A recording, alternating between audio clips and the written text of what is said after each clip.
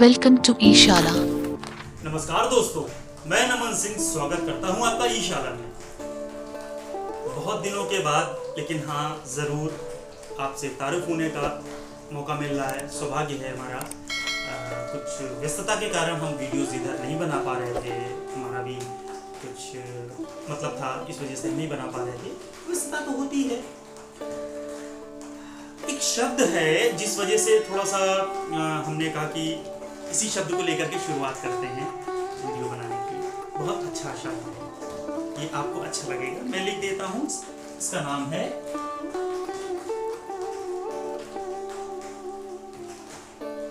फिक्रा।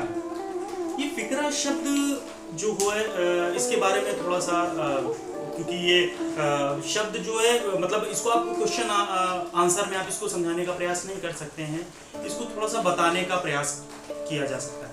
इसके बारे में आप थोड़ा सा एलेबोरेट करेंगे, थोड़ा व्याख्यागत इसको आप समझाएंगे तो थोड़ा सा अच्छे से क्लियर होता है। बहुत ज़्यादा व्याख्या नहीं है इसकी, है बहुत थोड़ी, लेकिन बस ये समझने समझाने का है।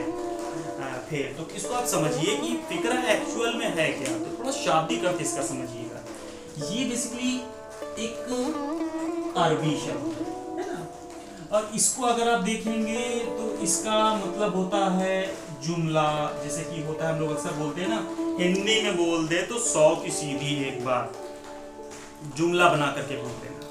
100 की सीधी एक बात भी कह दी।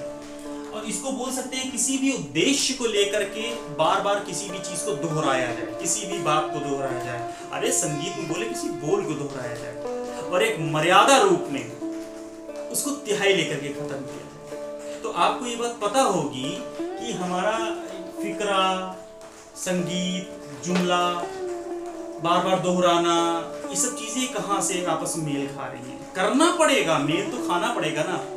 तो ये मेल कराना ही आपकी बुद्धि क्षमता के ऊपर, आपके ऊपर रिस्पॉन्सिबल हो जाता है। आप कभी भी किसी भी शब्दावली को लें तो उसके अर्थ को समझने का प्रयास करें, तब देखें कि उस शब्द का हमारे विषय से इन्वॉल्वेशन कैसा है। तो थोड़ा बहुत उसका आंसर अपने आप क्लियर हो जाएगा। जो नहीं क्लियर होता है उसके लिए विचार विमर्श है, विचार विमर्श, पुस्तकें और हमारे जो गुरुजन टीचर्स हैं उनसे बैठ के बात करना, तो यही सब चीजें होती हैं। देखिए, कुछ तो क्वेश्चन आंसर होते हैं जिससे हमें सारी बातें क्लियर हो जाती हैं, लेकिन कुछ शब्दावली ऐसी होती हैं जिन पे चर्चा बनी रहती है, तो वो चर्चा का विषय होता है। लेकिन ये चर्चा का बहुत खास विषय नहीं होगा हम सबके लिए, इसको मैं कोशिश कर रहा हूँ क्लियर करने की। आपको ये बता दिया जाए, फिक्रा एक चीज होती है बार बार घुमाना, एक को होता है फिर की, इस टाइप की चीजें घुमाना और आना उसी पर। तो जुमला दोहराया जाता है किसी भी उद्देश्य को लेकर, मैंने जैसे आपको बताया। और जैसा कि एक लाइन में मैं बोल सकता हूँ, किसी भी बात को भूमिका बना करके कहना या बोल देना या बजा देना। तो उस हिसाब से कह दिया जाए कि संगीत में हमारा बजा देना ही ज्यादातर बेहतर होगा। और ये जो फिक्रा होता है, इसको हम एक और नाम से ले लें तो उसको हम कहते थे या कहते हैं तोड़ा। तो ये तोड़ा बहुत प्रचलित नाम है बनस्बत फिक्रा के।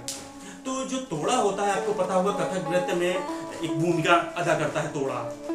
और हमारे पखावज वाद्य में भी जो तोड़ा शब्द होता है वो बहुत अधिक प्रचलित होता है।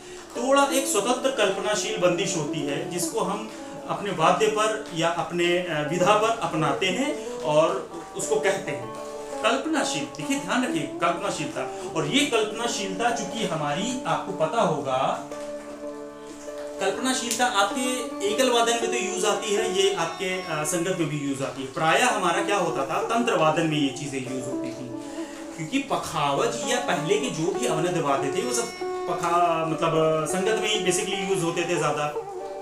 अरे बेसिकली क्या, यूज ही होते थे। तो हम आपको ज्यादा दूर नहीं ले जा रहे हैं, हम आपको थोड़ा सा इधर ही अपने पास ही लेकर के आ रहे हैं। जैसे कि आप सबने सुना होगा फिरोज खान साहब, फिरोज खानी गर, हाँ फिरोज खानी गर, मसीद खानी गर, रजा खानी गर। दिन से ये घराने की एक परंपरा रही, बहुत प्रचलित प्राचीन परंपरा रही, जो कि आज भी हम लोग उसको समझते हैं, सीखते हैं, अनुसरण करते हैं, गाते बजाते हैं, सुनते हैं। तो उसमें क्या होता था, पहले फिरोज खान जी की मैं बात कर दूं। फिरोज खान साहब अपनी जब गद कोई बजाते थे, अपने सितार पे गद बजाते थे, तो अक्सर आपने देखा होगा कि आज के समय में कभी भी कोई संगत की जाती है तो तबले वाले भाई जो होते हैं उनको एक जगह दे दी जाती है कि हाँ भाई थोड़ा सा आप भी रोमांच पैदा करिए, आप भी थोड़ा सा कुछ बात कहिए, कुछ हमारी सुनिए, कुछ आप भी सुनाइए। तो कुछ ऐसी बातें होती थी।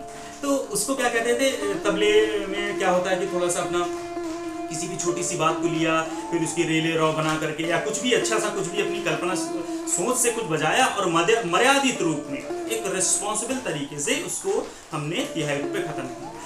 यही चीज तंत्र वाद्य में पहले तोड़ा होता था, क्योंकि पहले पखावज संगत होती थी और पखावज पे तोड़ा बजता है और कथक के साथ पखावज यूज होती है, तो कथक के भी तोड़ा यूज होता है। तो इस बात को थोड़ा सा कोरिलेट करिए, थोड़ा सा ऐसा मदी बनाइए अपने हिसाब से कि ये तोड़ा जो होता है बेसिकली यही फिक्रा कहलाता था पहले, जब कठिन तोड़े बजते थे। कठिन एक अतिशयोक्ति बोल सकते हैं उसको, विशेषण बोल सकते हैं, एडवर्ब बोल सकते हैं उसको, कि ये एक कठिन रूप से बजाया जाता है। क्योंकि भाई सोलो किसी का बज रहा है, संगत करने को अगर बोल रहा है आपसे, संगत आप कर रहे हो, उसमें कुछ भी बजाने के लिए आपसे कह दिया जाए तो भैया वो तो कठिन ही हो जाएगा। अरे अचानक बोल दिया, अरे कुछ बजाओ, अरे कठिन हुआ कि नहीं हुआ, यार संगत करने वाले समझते होंगे। हालांकि किसी को मजा भी आता है, ऐसा नहीं, बड़ा मजा आता है कभी। तो कहने का मतलब ये फिक्रा होता है, कठिन तोड़ों को बजाना फिक्रा होता है।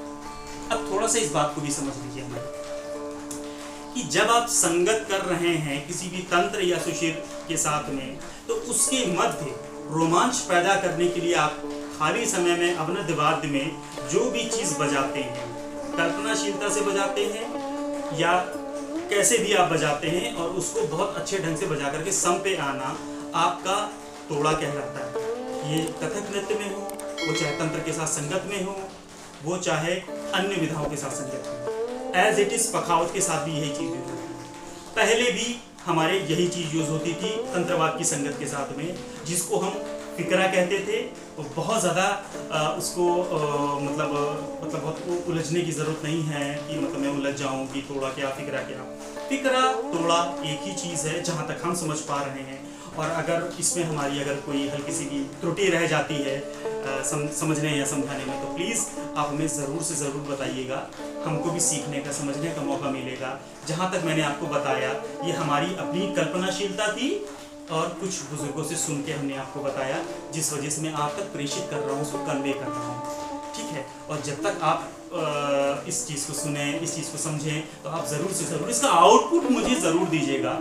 इससे हमें भी रियलाइज़ होगा कि हम कहाँ तक हैं और कहाँ तक समझने का प्रयास करते हैं। बहुत बहुत धन्यवाद दोस्तों।